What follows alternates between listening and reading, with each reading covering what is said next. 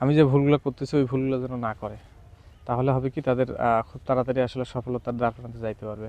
আসসালামু আলাইকুম, নাইম অর্গানিক একদম নিরাপদ খাদ্যের প্রতিশ্রুতিতে সবসময় অঙ্গীকারবদ্ধ। আজকে দেখাবো আপডেট, যেটা আসে আমাদের যে পুকুর পাড়ে যে সবজি চাষ আমরা করতেছি, সেই সবজি চাষে যে চারাগুলো লাগাইছিলাম, চুনি কুমড়া অথবা পানি কুমড়া যেটা বলে, সেটার বর্তমান অবস্থা। গত কয়েকদিন থেকে এত পরিমাণ কুয়াশা, মানে বৃষ্টির মতো কুয়াশা পড়তেছিল, এই কারণে অনেক টেনশনে ছিলাম যে আমরা গাছটা রোপণ করলাম, তারপরও দেখা যাচ্ছে কিছু কাজ ভালো আছে, কিছু কাজ একটু ড্যামেজ হয়ে গেছে।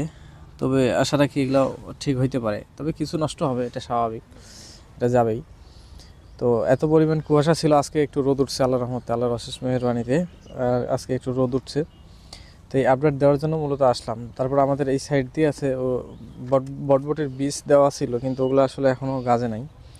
যে ঠান্ডা, এই পরিমাণ ঠান্ডাতে আসলে বীজ গাজারও কথা না, কারণ এবছরে লাস্ট এই কয়েকদিন আর কি সবচেয়ে বেশি সময় কোনো খাওয়ার কোনো কিছু না থাকার কারণে, ফলমূল না থাকার কারণে এদিকের একটু আক্রমণটা বেশি।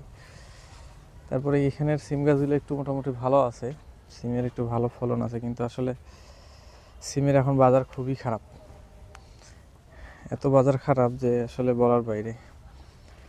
এই জায়গাতে, এখানে একটু দেখো, এই জায়গার সেচ একটু দিতে হবে, এই জায়গার একটু মানে পানির পরিমাণ কমে গেছে, মাটিটা বেশি শুকনো হয়ে গেছে। আর এই যাত্রাতে আসলে চুনি কুমড়াতে একটু পানির পরিমাণ একটু বেশি লাগে, পানি দেওয়া লাগে এই সবজিটাতে বেশি, মানে এটা তো শুধু পানির উপরেই ম্যাক্সিমাম হয়। এখানে একটু বেশি রস শুকিয়ে গেছিলো, এই কারণে আজকে সকালে এখানে পানি দেওয়া হয়েছে। বাকি ওই জায়গাগুলোতে আসলে আজকে মানে নাস্তা খাওয়ার পর বলতে বারোটার দিক পানি দেওয়া শুরু হবে।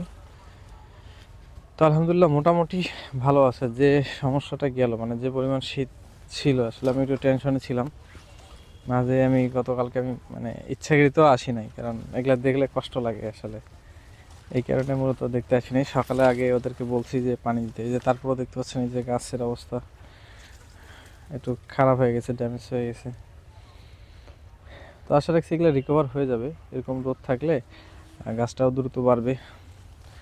আবার বিভিন্ন আম, লিচু, মালটা এগুলো কিছু কিছু গাছে ফুল আসা শুরু হয়েছিল এই কুয়াশাটার আগে। তো এই কুয়াশাটা এত পরিমাণ গেল যে মুকুল আসার অনেকটাই পিছিয়ে গেল এখন মোটামুটি।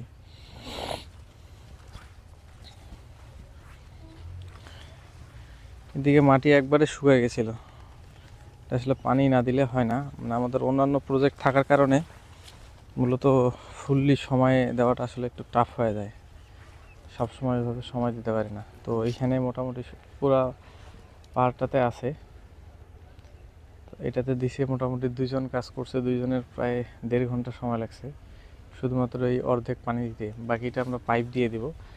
আর এই সাইডে দিছে পুকুর থেকে পানি তুলে, এই কারণে একটু সময় লাগছে। আর মোটর দিয়ে পাইপ দিয়ে বাকি বাকি জায়গাটা আমরা পানি দেবো, এই কারণে এটা একটু কম সময় হয়ে যাবে আশা রাখছি।